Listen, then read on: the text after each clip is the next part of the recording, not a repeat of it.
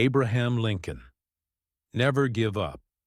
Fall often, rise with perseverance. What happens when life doesn't knock you down just once, but again and again for years, even decades? One loss is painful, two losses are discouraging. But what if defeat becomes the rhythm of your life? Most people break. Most hearts surrender. Yet there was a man who turned defeat into a companion, and persistence into his armor. Every time he fell, he stood taller. Every time he lost, he grew stronger. His story is not one of comfort, but of courage. Not one of easy success, but of relentless struggle. And it is because of that struggle that the world remembers his name, Abraham Lincoln. Lincoln was born in poverty. He had little formal education. When he entered politics, he lost his first election. He tried again and lost. He started businesses and they failed. He faced personal tragedies, the death of loved ones, deep depression.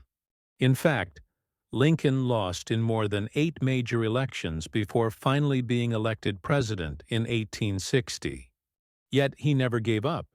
What does Lincoln's life teach us? First, persistence is not blind stubbornness. It is the quiet faith that tomorrow can be different from today. It is the choice to rise again when the ground beneath you still trembles. Second, failure is not the opposite of success.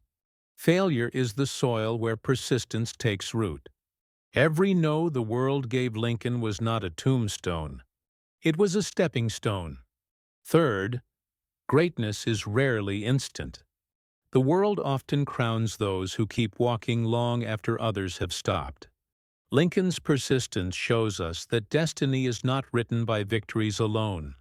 He teaches us that when life breaks you, it is not the breaking that defines you. It is the rising. As parents, our hearts ache when our children fall. We want to rush in, to protect, to fix, to carry their burdens for them. But Lincoln's story reminds us, if we shield them from every pain, we also shield them from their own growth. A child who never tastes defeat may grow fragile. A child who never hears no may crumble at the first rejection. But a child who learns to stand after falling learns something greater than success. They learn strength. So when your child loses a game, don't say, "You failed." Say, "This is practice. This is how champions are made." When they stumble on a math problem, don't solve it for them. Sit with them and say, "Try again." Every mistake brings you closer to the answer.